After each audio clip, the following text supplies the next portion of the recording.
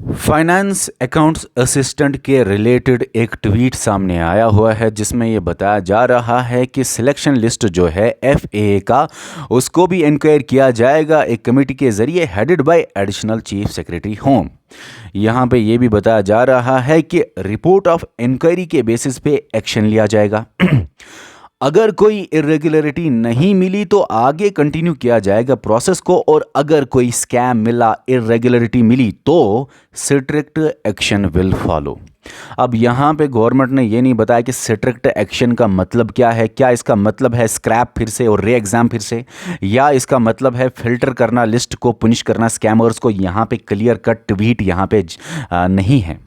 अभी मैं आपको बताना चाहता हूं कि जब जेकेपीएसआई का स्कैम सामने आया तो हम सबसे पहले उठे थे जिन्होंने 3 दिन का डिजिटल प्रोटेस्ट यूट्यूब पे चलाया।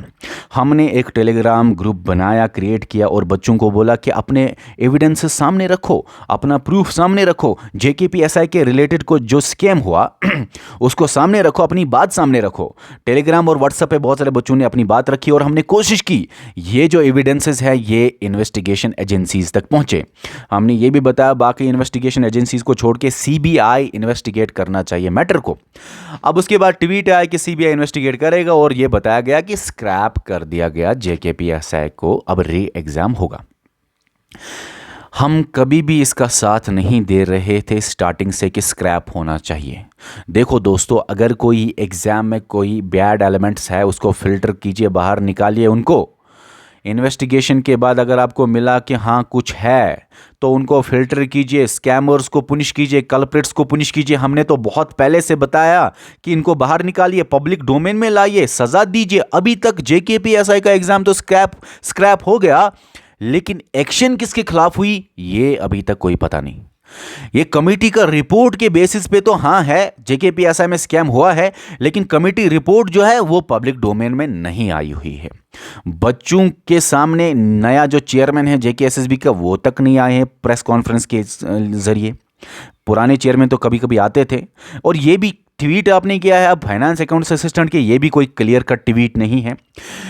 मैं बस यहां पे ये बात रखना चाहता हूं कि जरूर इन्वेस्टिगेशन होनी चाहिए, सीबीआई प्रोब इन्वेस्टिगेशन अच्छी तरह से हो, फिल्टर किया जाए लिस्ट को, पुनिश किया जाए कल्प्रिट्स को, स्कैमर्स को, लेकिन हार्ड वर्किंग स्टूडेंट्स को पुनिश नहीं करना चाहिए।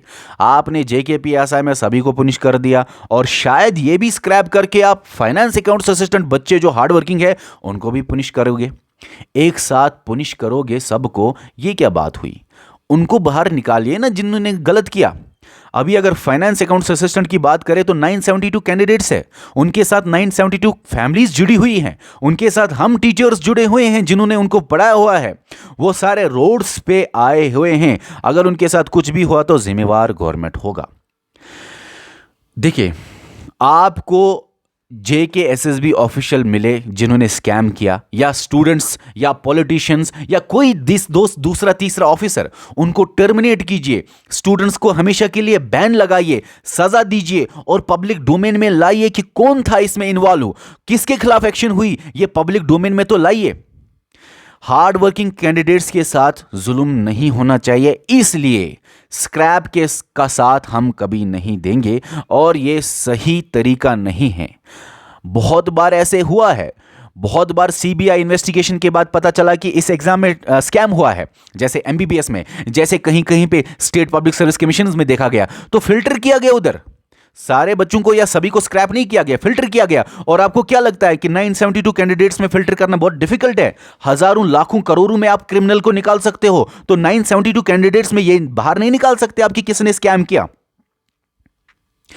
और ये हार्ड वर्किंग स्टूडेंट्स जो है ना, ये अभी रोडों पे आए हुए हैं, बहुत बुरा लग रहा है। मैंने इन बच्चों को आप आंखों के सामने पढ़ते हुए, हार्डवर्क करते हुए देखा हुआ है। हमारी जेके सिविल सर्विस लाइब्रेरी में कभी कभी मैं विजिट करता था, रात के 3-4 बजे जाता था, वहां पे बहुत सारे बच्चे पढ़ते रहते थे, ऐसे नहीं 5-10, बहुत सारे बच्चे पढ़ते रहते थे उधर, और उनमें से मैक्सिमम सिलेक्ट हुए हैं दोनों एग्जाम्स में, एफए में भी और एसआई में भी। अब उन हार्डवर्किंग स्टूडेंट्स का पढ़ाई पे तो भरोसा उठेगा, वो तो कभी बैठेंगे नहीं पढ़ने के लिए। क्या भरोसा कि आगे जो है, क्या गारंटी है आगे जो है वो एग्जाम अच्छी तरह होगा? आपने जब एक्शन ली ही नहीं उनके खिलाफ जिन्होंने स्कैम किया, आपने तो बोला कमेटी, हाँ रिपोर्ट तो निकाली है जेकेपीएसआई में स्कैम हुआ है, लेकिन स्कैमर्स को सजा मिला नहीं।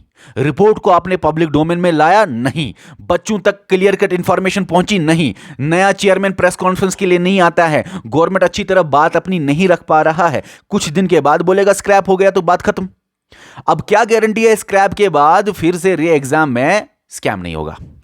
स्कैमर्स को बहुत कड़ी सजा मिलनी चाहिए, उनके खिलाफ एक्शन होना चाहिए, पब्लिक डोमेन में बातें आनी चाहिए, ट्रांसपेरेंसी रहनी चाहिए, तब जाके आगे फ्यूचर सिक्योर होगा, स्टूडेंट्स अच्छी तरह एग्जाम देंगे।